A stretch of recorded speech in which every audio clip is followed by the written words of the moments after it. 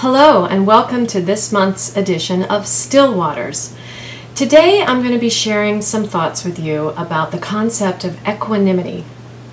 Equanimity is a term that means emotional stability, or another way of thinking about it is emotional steadiness. So the opposite of that, which most of us know pretty well, is reactivity. And reactivity is when you basically are like a ping pong ball reacting to the circumstances of life. So equanimity is basically being very steady, very composed, regardless of your circumstances.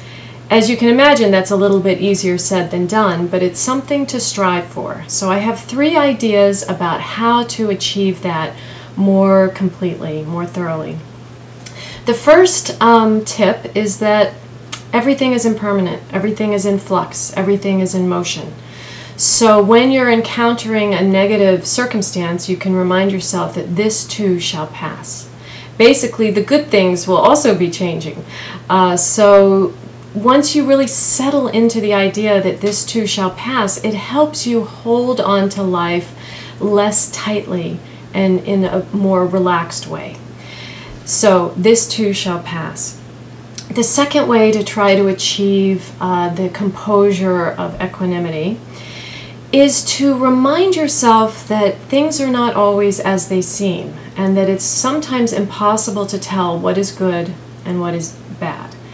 And for this example, I like to share the story that basically it's a Taoist Chinese story about exactly this, that we can't know what's good and what's bad. The story goes that a Chinese farmer had a horse and his horse ran away. And a neighbor came over and said, "Oh, this is terrible that your horse ran away." And the farmer said, "You never know what's good and what's bad." Basically, the horse came back the next day with 3 wild mares. So suddenly now he has 4 horses.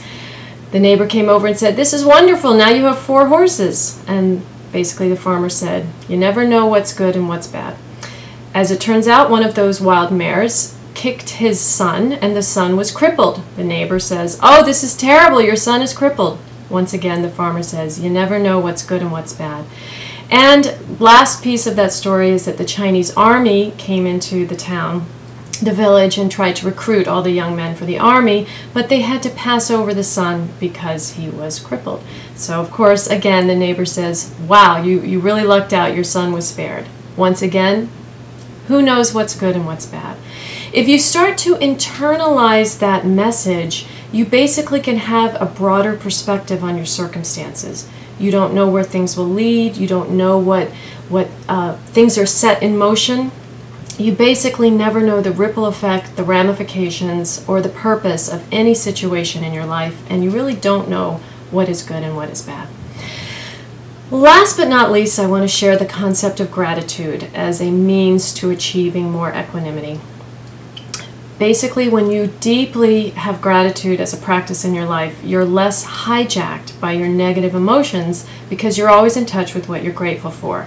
So, for example, as most of you know, my husband had colon cancer. He had surgery to remove a tumor, and because it was stage 3 and had spread to 2 polyps, he now requires chemo.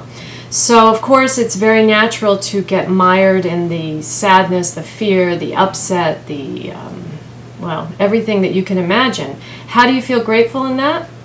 Basically, we've found that we're grateful for the doctors, for the surgeons, for Western medicine, even for chemo, which can hopefully improve his odds that the cancer will not return.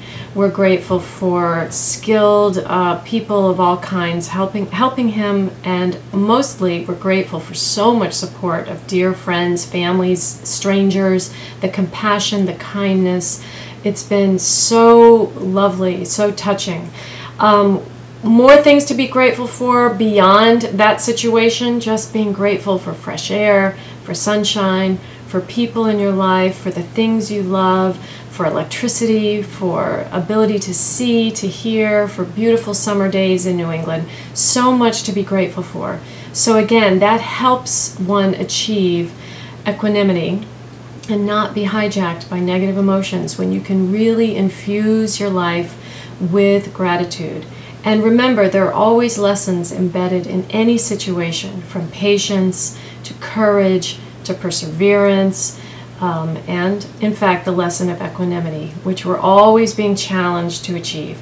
So I wish all of you much peace on your journey to have equanimity be a greater part of your life and to get hijacked less and less by your circumstances and by strong negative emotions. Wishing you much peace.